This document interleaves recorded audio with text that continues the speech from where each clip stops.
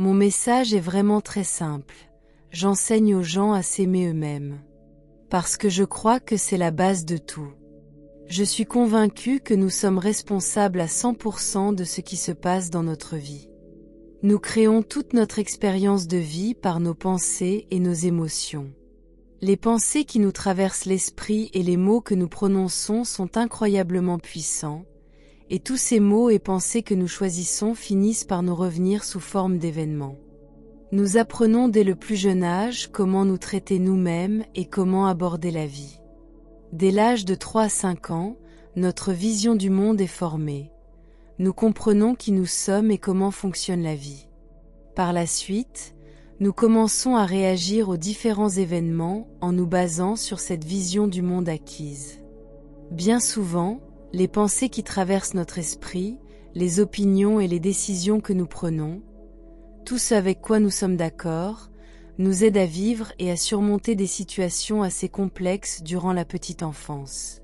Le problème, c'est que nous continuons de suivre ces schémas tout au long de notre vie et, même à l'âge adulte, nous agissons parfois en fonction de la vision d'un enfant de 3 ans où nous prenons des décisions basées sur celle-ci, ce qui ne nous est d'aucune utilité.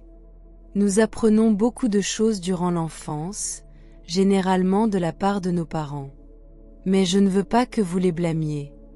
Je considère sincèrement que nous sommes tous des victimes de circonstances, et aucune personne ne peut vous enseigner ce qu'elle ne maîtrise pas elle-même.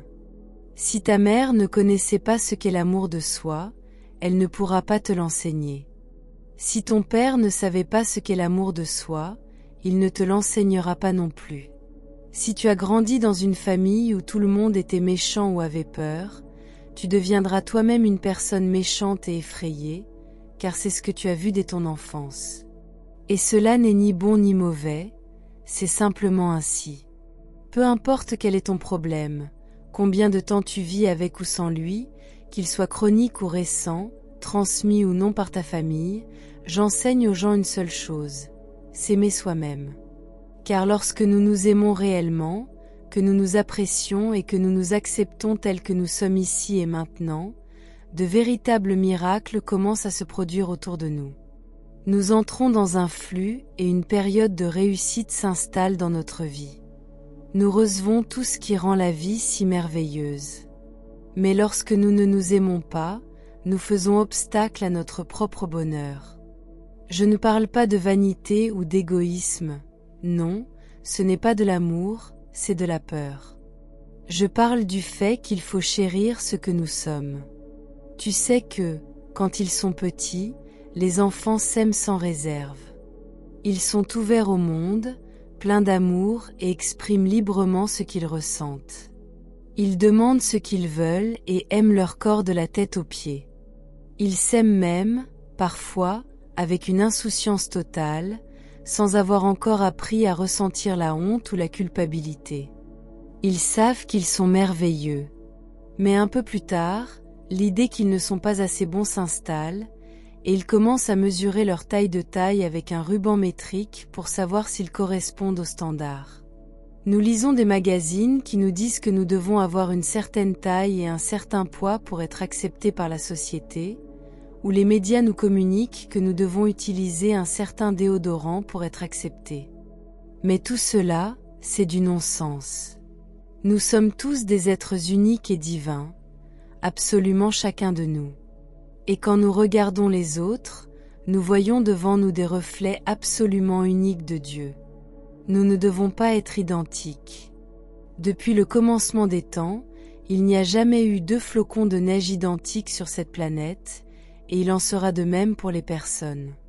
Nous essayons toujours d'être comme tout le monde pour être acceptés, mais c'est justement notre unicité qui fait de nous un véritable miracle. C'est pourquoi il faut s'aimer soi-même, prendre soin de soi, se valoriser. Si nous croyons vraiment en l'importance de l'unicité de chaque personne, alors il n'y aura pas de comparaison ni de compétition, car nous sommes simplement différents, et c'était ainsi que cela avait été prévu, et c'est merveilleux. Lorsque nous nous regardons dans le miroir, nous devons accepter cela. Et toi, fais-tu des exercices devant le miroir ? Combien d'entre vous récitent des affirmations chaque jour? Parlons un peu des affirmations. Chaque pensée qui nous vient, chaque phrase que nous prononçons, ce sont des affirmations qui peuvent être positives ou négatives et qui ont le pouvoir de créer des événements dans notre vie. Lorsque nous travaillons avec les affirmations, nous choisissons délibérément de prononcer des phrases positives pour attirer quelque chose dans notre vie ou, au contraire, pour éliminer quelque chose. Si tu te tiens devant le miroir et dis « Je ne veux pas de ce travail, je ne veux pas de cette relation, je ne veux pas de ces hanches », et ainsi de suite, cela ne t'apportera rien de ce que tu désires, car tu te focalises sur le négatif et en fin de compte, tu restes bloqué dans ce négatif. Mais si tu commences à formuler des affirmations telles que « J'ai un travail absolument incroyable » ou « J'entretiens des relations merveilleuses », alors tu commenceras à attirer dans ta vie ce que tu souhaites réellement. L'affirmation est comme une graine que tu plantes dans le sol de ton esprit. Lorsque tu plantes une graine, tu ne récoltes pas immédiatement une fraisière, une tomateuse ou un puissant chêne. La graine reste dans le sol et doit germer. D'abord, elle perce sa coquille, ensuite elle étend ses racines et se nourrit de la terre, et ce n'est qu'après cela que de petites pousses apparaissent au-dessus du sol. Souvent, lorsque les gens commencent à travailler avec des affirmations et n'obtiennent pas immédiatement ce qu'ils désirent, ils se découragent et abandonnent en se disant « Eh bien, ce n'est pas $1 million. » Ils ne laissent pas la graine germer. Les affirmations, c'est comme planter des graines et les répéter, comme si tu arrosais sans cesse les pousses, encore et encore, peu importe que tu vois les résultats ou non. Comprends qu'il faut du temps. Certains, après seulement 2 ou 3 jours, se disent « Vous voyez, ça ne marche pas », mais sache que tout se passe au moment et à l'endroit les plus appropriés. Il est important de faire confiance à ce principe. Si tu choisis de le faire pour toi-même, et je suis persuadée qu'il vaut mieux pratiquer les affirmations chaque jour. Décide de ce que tu veux et commence à prononcer des affirmations positives et conscientes formulées au présent. Ne dis pas « j'aurai » ou « je serai », car dans ce cas, tu repousses tout cela dans le futur. Et rappelle-toi, si tu vis dans un quartier peu attrayant, mais que tu dis « je vis dans un appartement merveilleux », cela ne veut pas dire que tu te mens. Non, tu plantes cette petite graine qui finira par germer, grandir et donner lieu à un nouvel appartement.